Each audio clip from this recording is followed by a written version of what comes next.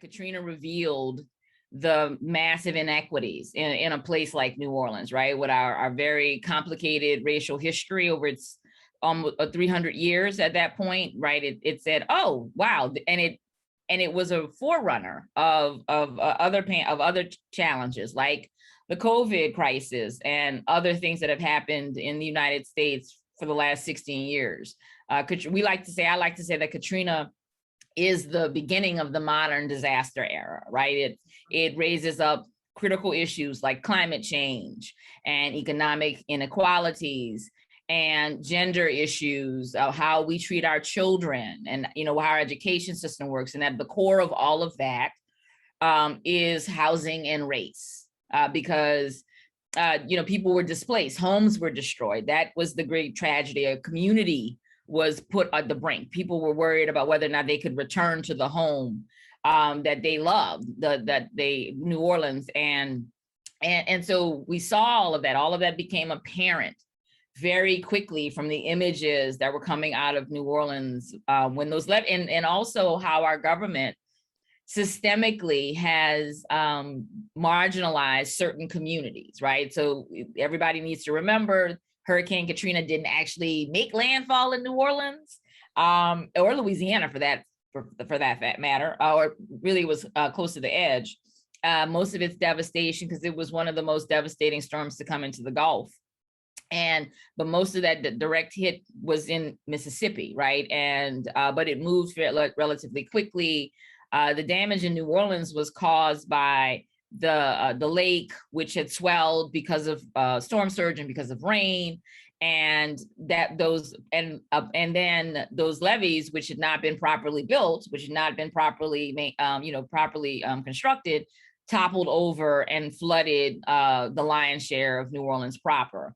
Before that, though, we had two major flooding incidents with the morning of the storm, again, somewhat man-made or man-made inspired. So the Mississippi River Gulf outlet, propelling the storm surge into New Orleans east, and a barge breaching a levee in the Industrial Canal, flooding the lower Ninth Ward. So Monday morning, after Katrina had moved on, we were dealing with a significant event, right? A good chunk of the city, New Orleans east, and the lower Ninth Ward flooded to devastating effects. People had lost their lives. They were conducting rooftop rescues, and the situation was dire, but it was not, most of the city was unscathed. And then the levee breach later on, and then flood, Tuesday morning, waking up, and I was with my family in the river parishes to see New Orleans, the rest of New Orleans underwater. And again, what happened was, so who got left, and why were people still there, and why couldn't they get out, and what was going on with the rescue? Why was it taking so long to get people out? So all of these questions, and the world looked and said, damn, this is messed up. And they didn't look and say, some people did, those people are weak and those people are less than, and see, we told you. Most people went, the United States of America can't manage this. What the hell is happening? And so there was a lot of introspection, there was a lot of outrage, and we had a catastrophic failure at all levels of government. City, state, and local, and state feds just did not respond well to this crisis.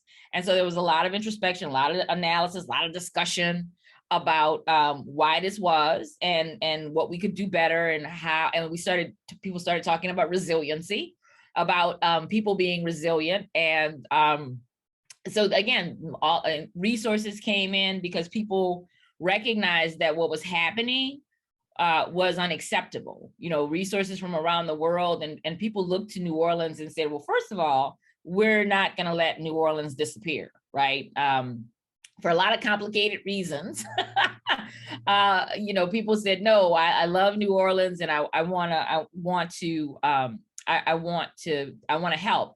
And her people, the people of New Orleans, stood up and said, no, we want to go home. We want to go back, and we demand that it be made safe for us, because it can be made safe.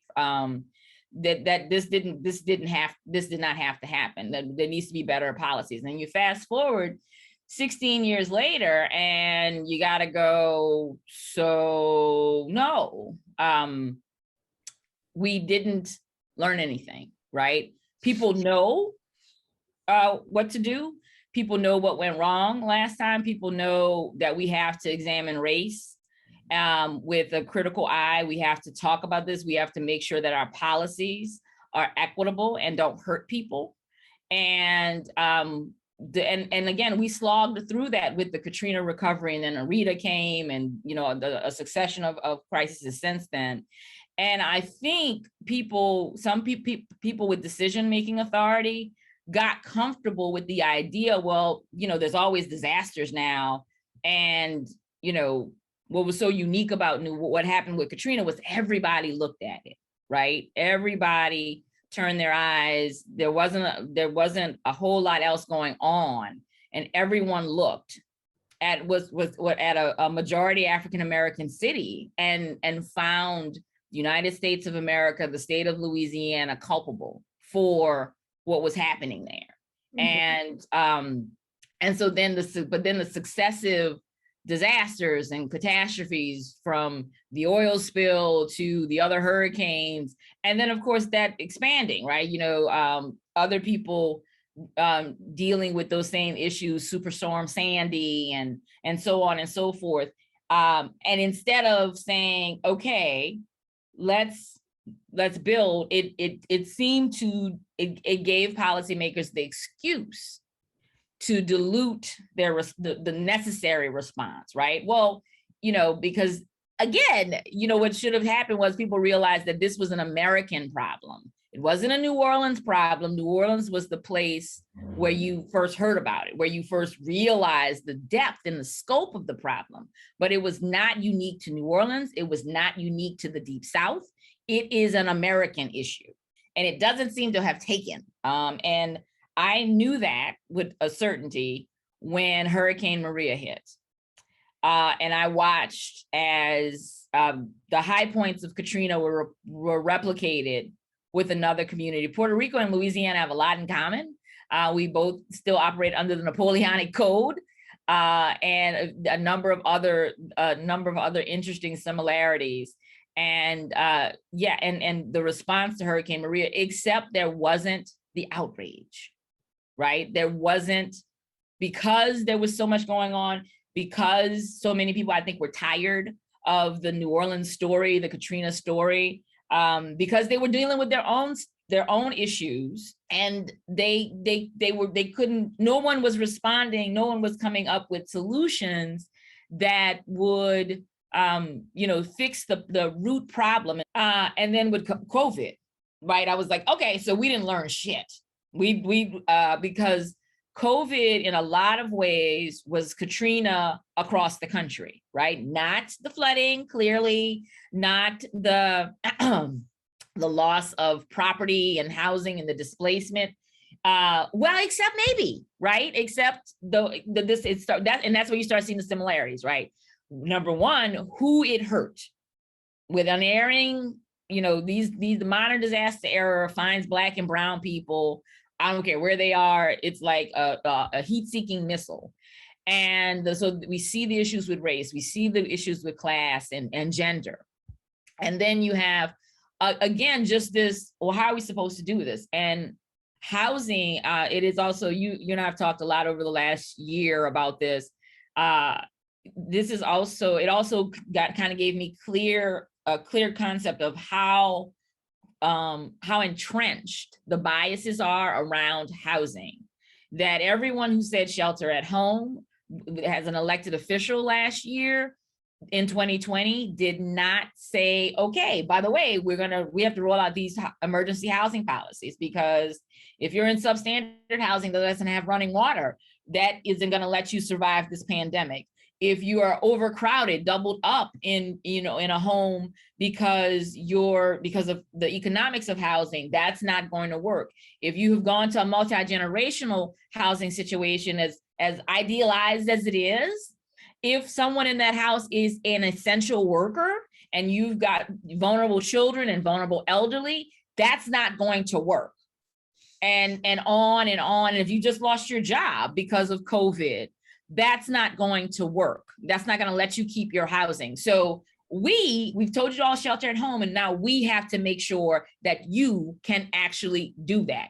And that came out of the mouths of almost no one. A few people did, but almost no one did.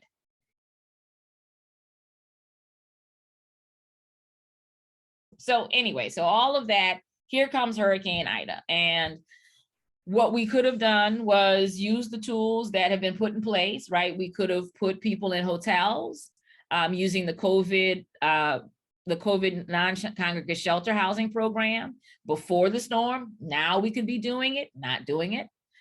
We could be distributing rental assistance quickly. Still weren't doing that before the storm, not doing it now. Things, not that FEMA wasn't there, but they didn't come with the resources necessary, right? Like I said, that we weren't prepared to bring in mobile communication towers.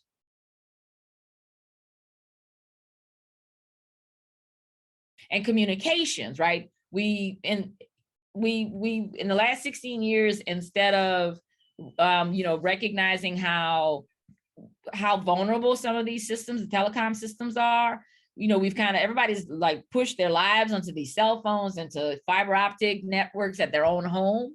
And that stuff stopped working. Mm-hmm. It didn't matter if you had a generator. If you had a generator and a landline phone and DSL, it worked. I know that because that's what we have. That's what I have. And but and that's the reason I have it. But it doesn't seem like any of the decisions that we've made in the last 60 years as it relates to that kind of infrastructure account for, this. And it's like a massive loss of power, even for a day, that crippling your telecommunications.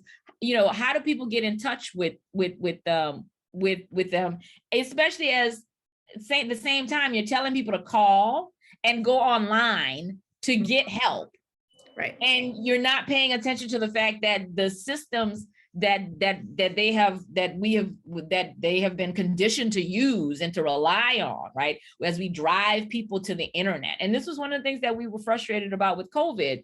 Like, oh, go sign up for rental assistance online. You think somebody who's a year in arrears has got internet in their house? Right. Yeah. And you would judge them if they did. You're not paying your rent, but you're paying to keep the internet on so you can watch Netflix. I mean, right. And the thing about it is, when you think about the most vulnerable households, they didn't have internet before COVID. 17% of New Orleanians don't have internet access in their homes, or didn't before COVID, not even a smartphone. So that's a pretty large number in a society that's almost 1 in 5 in a society that is so heavily dependent upon it. So, the frustrations are monumental at this point. This is something we do in New Orleans when there's a major event, when there's going to be a lot of tourists in the city. The telecom companies know that they need to bring in some extra to boost their signal, because there are more people than the system is designed for, because the system is designed for the people who live here and the visitors at a certain level. But when there's a big, massive event like Jazz Fest and Mardi Gras, they know they need to supplement. Right. So why weren't they ready to do that? Not to supplement, but to supplant. Truly, right? Yeah. Why weren't? And that's something that should have been coordinated through FEMA. Like, yeah, we're going to need to be able to communicate with people. In Baton Rouge, there was a catastrophic series of floods, and in 2016, and they did not, and of course, it's all of this resentment, right? Because they didn't get the attention that Katrina got. And there's this notion that what was happening because they were Black, and it was like, well, no, the scope and the scale and the responsibility were just different. And I get it that this feels horrible to you personally. So there should be response. But instead of demanding response from the right person, right? I don't know why anybody wants clicks and and likes on social media or even being on television. What you should want is your government to respond appropriately, right. And making sure that you get what you, and you should want more than what we got for Katrina, because when I say more, not more resources, but more thought, more compassion, more equity. That's what you should want. And instead they settled for this program where they would get, they could live inside of their wrecked home and work on it and get some emergency money so that they can get like a hot plate and a microwave or things like that, so they could tough it out while the house gets fixed. What the hell? Right. I mean, and all that does is it reinforces this notion that what you should want as a white homeowner, what you should want is not, you know, to be relocated to the Astrodome or put up in a hotel or you know, the DHAP where you get to rent for up to a year or at least a year with all your utility pay. You shouldn't want any of that. Right? That's what they demanded. You shouldn't want that. You don't need that.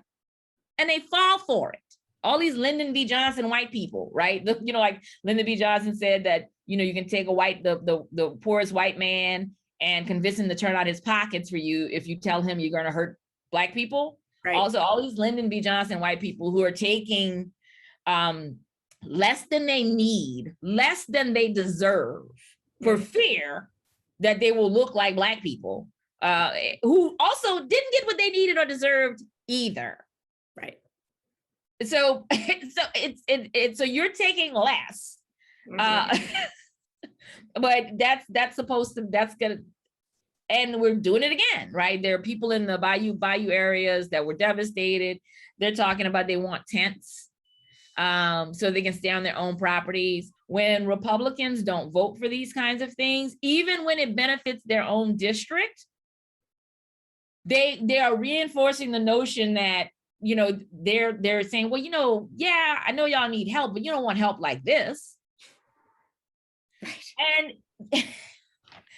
And this is why, you know, even when the federal government puts out policies that work, we have got to have the equity conversation at the city and state level.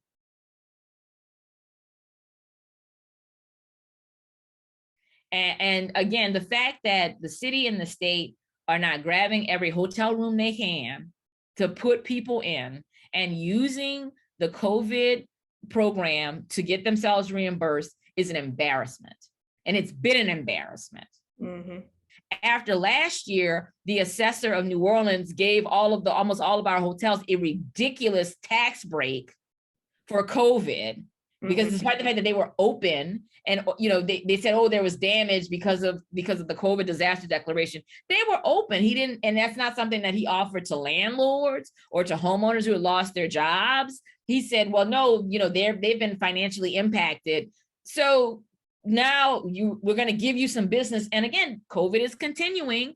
COVID is still moving. We're going to give you more business. We're going to 100% occupancy at the slow season ahead of, because Jazz Fest and French Quarter Fest and everything that had been rescheduled has been canceled. You're going to have the nerve to turn your nose up at these people. But before, you know, you get up on that rant, why are you assuming nice person, progressive person, policymaker, media? Why are you presuming? Why are you excusing them? Why are you excusing policymakers? And at the same time, kind of suggesting that the imaginary hotelier in your mind and his or her bias, that it's somehow understandable. This is New Orleans. I'm like, this is the thing. I'm like, okay, I'm sorry. Let's talk about the average New Orleans guest in the New Orleans hotel. They're coming for a bowl game for the Sugar Bowl. They're coming, or they're coming for Mardi Gras. So you're going to tell me that the average New Orleanian is less than an Alabama fan, than a frat boy coming down or a bachelor party? Are you kidding me? Like, I'm sorry, no. I'm sorry. And again, anyone who would say that, any hotelier who would make that argument, that's the counter. So you close your hotel during Mardi Gras. You close your hotel when we're hosting a college tournament and you're awash in these people, those, because those people, right? As their drunken revelry through the French Quarter, and they come here and they act like they don't know how to act. Because we let it all hang out here, so they get to act like complete and utter idiots. And what the damage that they do to hotel rooms. And let's even go there and let's talk about someone who is street homeless, someone who is struggling in the grips of an addiction. I would still argue that that person is better than those people. And also there, you provide a street homeless person with housing and the supportive services to help them deal with their addiction, to help them deal with any mental issues they may have. You can stop this in its track. And this is why it's so important that we use the COVID hotel program to stop COVID. I mean, and it works. And it works. And again, the hotels should be offering their rooms, because guess what? If we don't get our arms around this damn Delta variant, there won't be a Mardi Gras for 2022.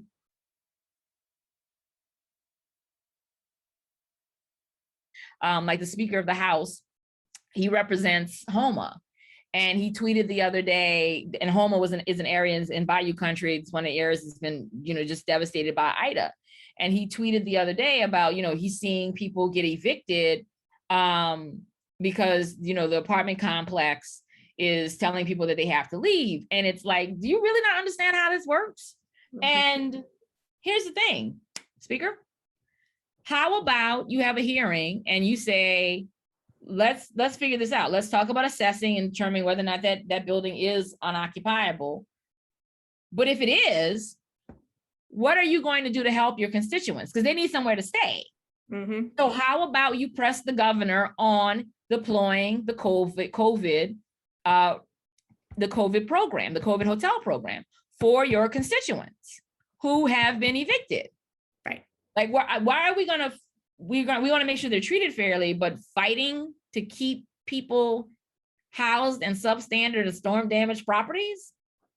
That's not the answer. Mm-hmm. And yeah, there's probably some bad actors. There's probably some landlords who are, they're mad because they haven't gotten paid during COVID and they're using this as an excuse. I can name better than most the scenarios where there's a bad actor landlord at the core of this. I can also name where there's a landlord who has no choice, mm-hmm. because the property, it has been rendered unoccupiable. It has been damaged. Their insurance company is telling them, you need to clear this property or we're canceling your policy. In the middle, the person who doesn't have anywhere to stay. Right. And there's a vacant hotel room somewhere. There's a vacant Airbnb somewhere. And when you talk to them and they say, well, listen, I got to go back and forth to my job, and the closest hotel you can find for me is in Baton Rouge, and my job is here in Homa. Okay, well, we need to be talking about a shuttle service. Right. To get you back and forth, to get you and anybody else who is in that circumstance back and forth. That's what you staying here can't be the solution. Because are you really going to be at your best when you go into your job? Are you really going? And also too, and also giving that person the latitude to say, if you could help me and keep me stable and guarantee that I'll be stable, I will leave the job, because I want to work, but I can't, this is a job where I can't take off when my house has been destroyed. Right. This is the job that doesn't pay me enough so that I could have evacuated ahead of the storm. This is a job. And of course, we don't want to have that conversation. You're going to encourage people to quit their jobs, Andreanecia? And go lay on the federal government? Hell yeah. You're damn right I will. Mm-hmm. Because they do need options. They do need the ability to make choices. Right. For them and their families. This is not, it is like, again, if but listen, after the storm, I shut down all 3 of my organizations, the 3 days after the storm. Y'all figure out what y'all need to do. I was working. that's like, get everybody settled. And then we had conversations. Is everybody settled? Can you come back to work? Right. Tell me if you can. Let's have a conversation about this. New Orleanians have been over resiliency for a while. What's happening now is that we recognize, and we're talking about this from a policy advocacy standpoint, is that we have got, that also is, that leads to that rugged individualism as well, right? So we're telling, Right. And again, this has been subtle. It's, as language is a complicated and evolving thing, but it also becomes subtle microaggressions against people of color, saying, yeah, you're so resilient, and expecting you to be resilient, right? When, because you've been devastated. And the analogy that I've been using, the metaphor that I've been using is, if, we want people to take a devastating blow to the face, a vicious uppercut that knocks you out. And we all stand around and say, look at them. Look, they got their teeth knocked out. They got hit by a merge of Mike Tyson and Muhammad Ali, and they took that and they stood up. And what keeps happening as you expect people to be resilient in that way is a lot of them don't get up. That's what's happening with COVID. That's what's happening with Delta and Laura and the polar vortex. And now with Ida, a lot of people aren't getting up. And instead of saying community resilience, because I know you were contesting those. So community resilience is, so how does this community stand in front of that punch? How do you help the person duck? You see the punches, they're telegraphing it. Like, this is, I'm saying they're the reincarnation of Muhammad Ali and Mike Tyson put together, but this is a telegraphed punch. It's coming. You see it coming. Why don't you help them duck? Because they don't see it coming. That's the problem. You see it coming. Community sees it coming. How do you help them duck? How do you stand in front of them, community, and take the blow? How do you help them? How do you help them throw up hands to guard their face? There are a number of things that you can do when a punch is being thrown, and you can't stop that punch being thrown. And long term, as we battle climate change, that's the other goal, is we got to say, excuse me, why are you punching these people? Stop. Right. Punching these people. But until we get to that point, a resilient community, that's the judge, the measure of whether or not a community is resilient is how it protects people from the inevitable, not simply glorifying itself as, well, yeah, we got some resilient people because they're going to come back and they're just going to keep fighting. They're just going to just keep fighting, and not noticing more and more, as particularly as how vicious the punch is, right? That a lot of them are coming back. I mean, again, and it's had like what happened in New York when Ida went to New York, and what's happened, the loss of life is more than it's been here, because people weren't prepared. That community wasn't resilient. It wasn't like, they were like, wait a minute, people didn't know what to do. And that was because they didn't see the punch coming, and their community did not respond appropriately. And that's why the death toll in Louisiana is as high as it is, because this wasn't a resilient, we weren't ready to protect them. Most of the deaths happened after the storm because of heat. Like, it's obvious we're just going in a big circle. And we're not making any no progress forward momentum. And we're actually, the circle is spinning in a way that we're actually going backwards. Right? It's not a hamster wheel where, you could actually, you shake loose, and if the momentum is, you could go forward. I'm like, we're running a hamster wheel in the wrong way. And every now and again, it shakes loose and we end up going backwards. People lose their lives. People lose their businesses. People lose hope. And these communities can't take this, and because they're not resilient.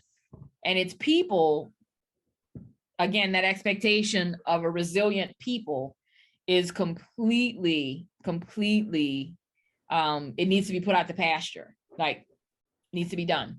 We need to stop talking about how resilient these people are, stop expecting them to be resilient, and we need to be saying, well, why isn't this system resilient? Why isn't this city resilient?